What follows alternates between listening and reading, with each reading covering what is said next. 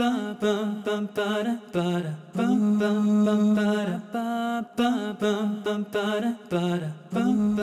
why is it that a Muslim man can marry anyone, but a Muslim woman cannot marry outside of Islam? Why is that? Yeah.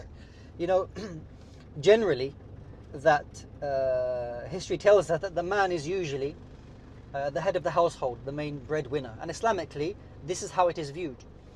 That, you know, Allah tells us and explains things in the Quran that man has been given a responsibility to protect his women folk. Now, just because we live in a certain environment, a certain Western civilization, which may view that differently, okay, we're entitled to see things a little bit differently. As Muslims, we're given that freedom. It doesn't mean that a person is given the culture that they live in and you have to live like that.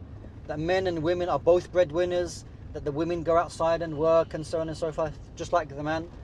Well, in this country, a man and the woman, as Muslims, they are free to live by that understanding, that a man will be the protector and serve and look after his family, so that the wife, if you like, can protect his wealth, protect her home, protect her children. So this kind of setup throughout centuries and centuries has been something which is successful. It's tried and tested. It's only now that you find that when, due to the, you know, sometimes economical situations, that both the man and the woman have to work, and Islamically it's not something prohibited. A woman can work, a man can work, as long as the environment that they're working in is something suitable and in line with, you know, the teachings of Islam. So if it is the case that both the man and the woman are always out of the home, then who is going to look after the children? You know, the best teacher for any child is the mother, without any doubt. And if the mother has to always stay away from the child, then the child will miss out on a great deal of affection and love that nobody else can give to that child except the mother. So Islamically, this is how we see it. It is not looking down upon anybody. It is a tried and tested understanding, and it goes through many, many hundreds of years. And in fact, it is not something specific to Islam, but many cultures, many Western cultures had this previously. Before World War II, it was the man who went out and he was the breadwinner, and the woman, she would, the wife would look after the children, would look after things in this manner. Only after World War II that things, to rebuild the country, that things changed. So it's important that, again, we put things into context. It's not about isolating one particular situation or time and saying that this is how everybody has to be. Okay, we put things into context, that just because we're living like this, it doesn't mean it is right. My wife was telling me about it may be always because for the man, you said he's the head of the household, and for the woman, that means that all the profits would be accepted. So from a Muslim man's perspective, it would be Muhammad, peace upon him, as well as Jesus, as well as all the other prophets. Whereas if the man was a Christian, he doesn't really recognize Muhammad. Is that true, or? Yeah. I mean, you just mentioned that actually, about why is it that a man can marry out of his religion, yes, and then a woman can't. Well, based upon what I just said, that the man usually takes this position. Yeah. If it is the case that a Muslim woman, that she marries out of the religion, and he happened to be from another faith, then the main influence over the children is the father. Yes. And Islamically, from that perspective, it is important that children are given an Islamic upbringing.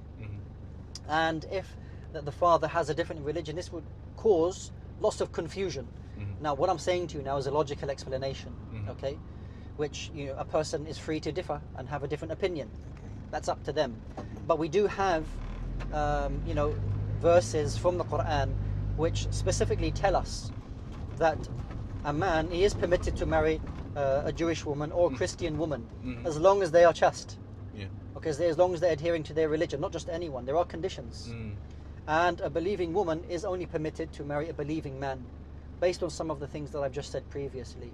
Okay, a person doesn't have to like it, but these are Islamic teachings. Okay, we don't impose and force, living here in the UK, this onto people, but this is the teachings that we find in Islam. If you're a Muslim, this is what Allah tells us, and this is what we should abide by. If you don't want to follow that, you want to marry as you want to marry, you're in a country where you're free to do that. But the point is that this is the law that we find in the Quran. Okay, and this is how we we show our servitude and submitting to Allah subhanahu wa ta'ala. And in terms of like sex before marriage, I know it's in Islam as well as all the other religions. What would you say are the virtues of no sex before marriage? It's you're right. Intimacy between two people is under the umbrella of marriage, and it's a sacrament. It's an agreement. It is a sacred thing that all societies valued throughout history. And again, over the past one or two generations, it is somehow been devalued. It is not looked up in the same way, that you can have children outside of marriage, and this causes lots of problems in like that social problems and yes, lots of social problems, responsibilities, single mothers, puts a strain on the state, fathers not around, no responsibility towards their children. These are big problems that the children that they're facing, that has an impact, a domino effect on the society. They don't have the father in their lives, then they may go astray. Yeah. So having a relationship with women must be under the umbrella, under the agreement of marriage. And this is one way of protecting the society. Yeah. So this idea from lowering your gaze, that's something I find it very difficult. Absolutely. Yeah, I sure. struggle with that. Sure. What is the concept behind that anyway? Following on from the point that you just mentioned about, marriage protects a society, we're also required, both men and women, to lower their gaze. Because, the eyes reflect or are an opening to the heart. And, when you're affected in your heart, it can have an influence on your decisions and ultimately how you feel. So we respect other people.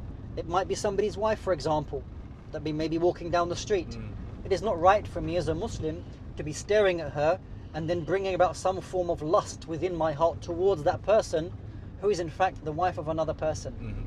So we try to, at all times, Islam tries to encourage us to control our desires, to control our feelings in all issues, in things which are permitted for us, in those things which are not permitted for us.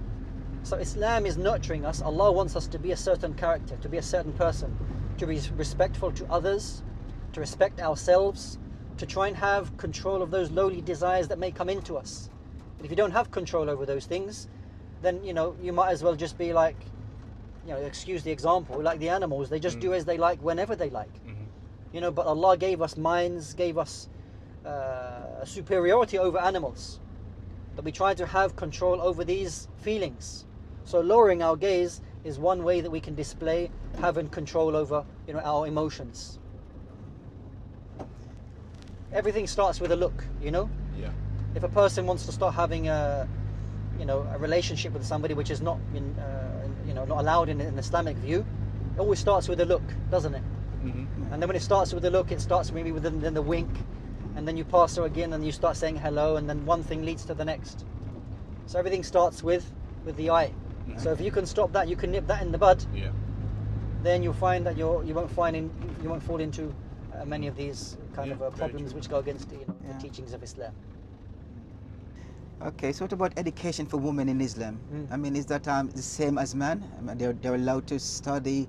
Yeah. Yes. Education is very important for both men and women. And there's nothing in Islam that says, education is for men and not for women. If there are certain practices that around the world where, women have been prevented from being educated, then this is certainly not from Islam. It is encouraged for both men and women to be educated Islamically, Islamic education, studying the Quran, for example, or studying Sunnah, Islamic sciences, but also studying worldly sciences, worldly knowledges. For example, whether it's somebody wants to go into computing, somebody wants to study medicine, both men and women have the right to study that, and they shouldn't be prevented from doing that. So education is a very, very important principle in Islam. And from the first universities that were established in modern civilization in Iraq, in Baghdad, these were for both men and women, being educated in Islamic lands. In Spain, universities for men and women. So it is from Islamic teachings that both men and women have access to education, and nobody should be prevented from studying. So I take it there is no job that a woman are not allowed to do in Islam. Then they can do any job that they wishes. Well, similarly, there are jobs which are more suitable for women, as there are more jobs, certain jobs which are maybe more suitable for men. Yeah. Things or jobs like road work, one woman would feel more comfortable in front of another woman, okay, then nursing, some medical procedures or certain medical services that are given, that sometimes a woman feels more comfortable with a woman. If I may mention, gynecology, for example, a woman would feel more comfortable, I would assume, with a woman as opposed to a man, okay? Yeah. So if a woman or a man decides that they want to take up a job, first and foremost, it must be something that they enjoy, okay? And that they can benefit, that they can fulfill their dreams, if you like. And at the same time, that they can benefit other people. Sometimes I hear stories of people going to university, choosing courses which really they're not convinced with, and then after a year or two, that they change their mind. Do something which you're convinced with, that you can benefit yourself and you can benefit others. Okay. There's a famous statement of the Prophet Muhammad, peace be upon him, that the best people are those who can benefit others. So we should always remind ourselves that I do something which kill two birds with one stone. But I'm happy, and at the same time I can make other people happy as well. Okay. This should be a general criteria for everybody. Can we just go back to the low end of the gaze? Now, if I'm speaking to a woman, does that mean I cannot look at her in her eyes? See, yeah. When a man is conversing with a woman and Yes. a woman conversing with a man, it's only natural sometimes that your vision may look up to acknowledge that person and then you to look down again. Okay? So if this is followed, then that's okay.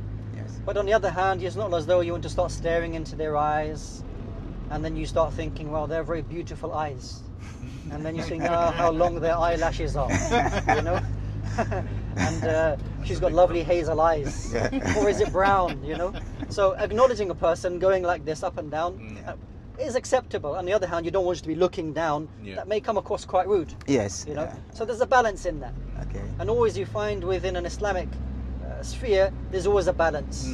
There's always a good understanding concerning these issues. You don't come across so liberal that you don't have anything, you're not following any guidelines. And on the other hand, you don't come across so rigid that there's no flexibility in each of the issues. Okay? Yeah. You should be aware that anything that may affect your heart in a negative way, be aware of that. Okay. This is a kind of a guiding kind of principle for you in these issues. Okay. Yes. We're just a couple of minutes away now, Okay. so I hope you enjoy your time at Trafalgar Square. Yes. get home Just gonna have a look safely. around. And you never know, we may meet again. Yes. Thank you, driver. Yes. It's been very, You're welcome. very enlightening. Yes. You're welcome. Assalamu alaikum.